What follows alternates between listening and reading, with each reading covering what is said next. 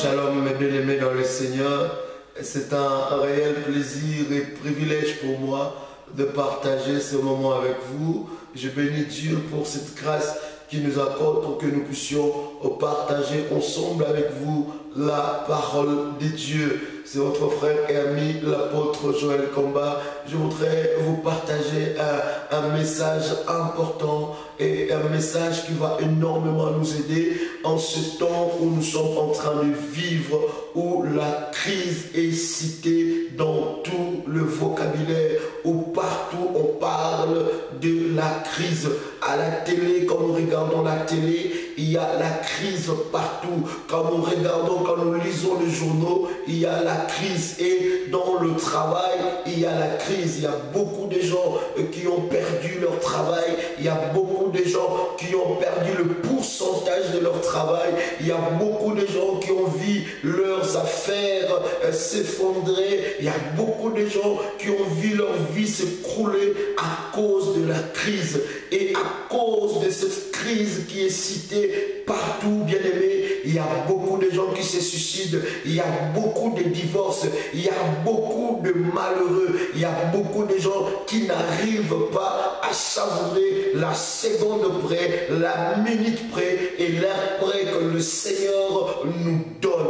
Bien-aimé dans le Seigneur, j'aimerais attirer ton attention, te dire que toi, enfant de Dieu, toi, chrétien, tu ne vis pas selon la conjoncture actuelle. Tu ne vis pas selon les circonstances actuelles. Le chrétien ou l'enfant de Dieu vit selon la volonté de Dieu. Gloire soit rendue à notre Seigneur. Je voudrais t'inviter à lire un verset extraordinaire qui va nous faire énormément du bien. Nous sommes dans le livre de Habakkuk, le chapitre 2, le verset 4. La Bible nous dit, je lis au nom de Jésus-Christ. Il est plein d'orgueil, celui dont l'âme n'est pas droit, mais le juste. J'aime cela qui dit, mais le juste vivra par la foi. Bien-aimé, le temps où la crise est annoncée partout, nous, les enfants de Dieu, nous avons une réponse. Notre réponse, c'est de vivre par la foi. Parce que la foi est capable de déplacer les montagnes. La foi est capable de te faire vivre au-delà de ce que toi tu as imaginé. Et la foi que je suis en train de partager avec vous, ce n'est pas la foi du dictionnaire, mais c'est la foi de la Bible. Hébreux, le chapitre 11, le verset 1 nous explique sur quoi la foi. La foi est une ferme assurance. Bien-aimé dans le Seigneur, le temps ou le temps que nous sommes en train de vivre, c'est un temps où nous devons nous élever dans la foi. Parce que la Bible dit, une foi sans les œuvres est une foi morte. Dans cette période de la crise, nous le chrétien, nous devons appliquer notre foi. Dans chaque circonstance qui arrive, dans chaque événement qui arrive, nous devons avoir le langage de la foi. Nous devons avoir l'attitude de la foi, parce que le juste ne vivra pas par rapport aux circonstances ou par rapport aux statistiques gouvernementales ou par rapport aux statistiques des humains, mais le juste vivra par la foi. Gloire au Seigneur. Dans le Seigneur, cela est très très important. Écoutez, il y a un homme de la Bible, cet homme aussi avec des moments extraordinaires dans sa vie, mais il y a une conclusion que cet homme a fait qui va énormément nous aider. Écoutez, je vous invite à lire ensemble avec moi dans Psaume, le chapitre 37, le verset 25.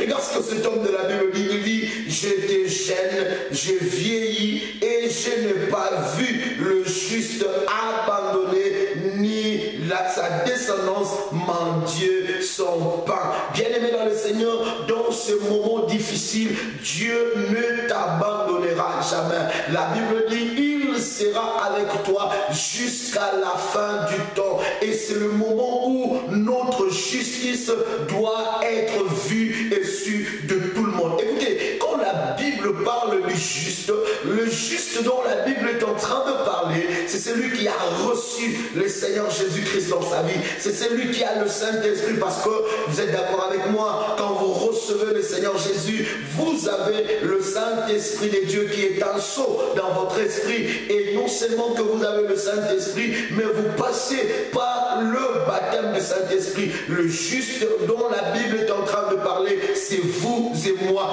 qui ont cru au Seigneur Jésus-Christ. Et ce juste-là vivra par la foi. David, qui était injuste, qui était notre frère, juste, il dit quelque chose d'important. Il fait cette analyse ou une conclusion de sa vie de juste. Il dit, j'étais jeune, je vieillis, je n'ai pas vu un juste abandonné par Dieu. Il n'a pas vu le juste abandonné par Dieu. Dans ces moments où il y a la crise, dans ces moments où il y a tout le travail, où les sociétés est en train de délocaliser, bien-aimé, ne perds pas ta foi, parce que toi tu es injuste et nous les justes, nous ne vivons que par la foi.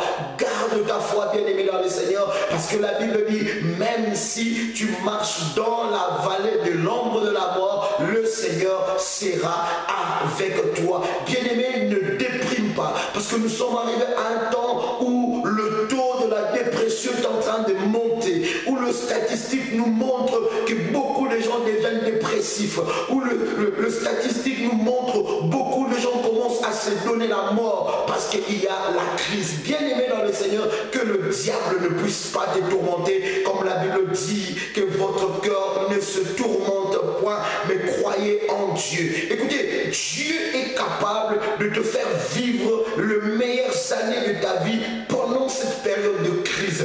Dieu est capable de te faire vivre le merveilleuse chose ou le merveilleuse rencontre de ta vie pendant cette période de la crise. Bien-aimé, quand tu te réveilles le matin, quand tu affrontes la semaine, n'affronte pas la semaine comme les autres, n'affronte pas la semaine comme le païen, mais affronte la semaine avec la foi. Dis-toi que Dieu sera avec toi. Le juste sont le mis à part de Dieu. Pendant cette période de crise, tu es mis à part. Tu ne vivras pas comme les autres. Voilà pourquoi je voudrais t'inviter à confesser cela très haut, à dire que je suis juste et je vivrai par la foi. Et Dieu, dans sa parole, dans cette promesse qu'il a dit, il ne t'abandonnera jamais. Nous avons vu l'histoire de Joseph. Joseph a changé l'histoire de tout un royaume parce qu'il était juste.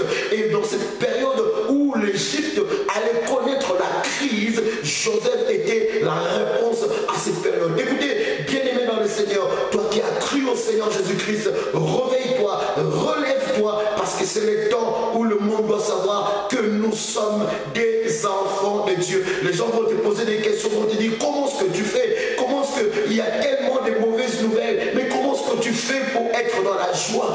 Notre joie ne dépend pas des circonstances, mais notre joie dépend du Seigneur. Voilà pourquoi la Bible dit, réjouissez-vous toujours dans le Seigneur, parce que notre joie dépend de notre Dieu et ce qu'il est capable de faire. Et laisse-moi te dire, la Bible dit qu'il y aura la différence entre ceux qui servent Dieu et ceux qui ne le servent pas. Pendant cette période de crise, bien-aimé, marque la différence. Pendant cette période de la crise, aie le langage de la foi. Pendant cette période de la crise, aie le langage de Dieu. Parce que là où les gens, le monde voit la crise, Dieu voit, il ne voit pas une crise, mais Dieu voit une porte qui est ouverte.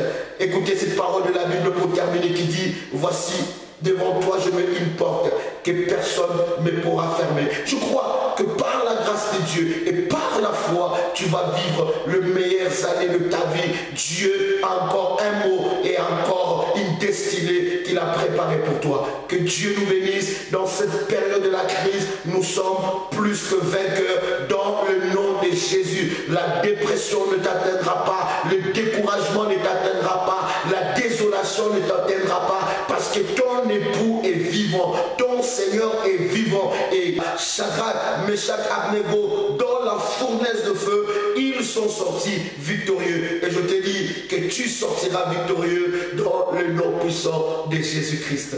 Que Dieu vous bénisse, c'est un réel plaisir. Shalom.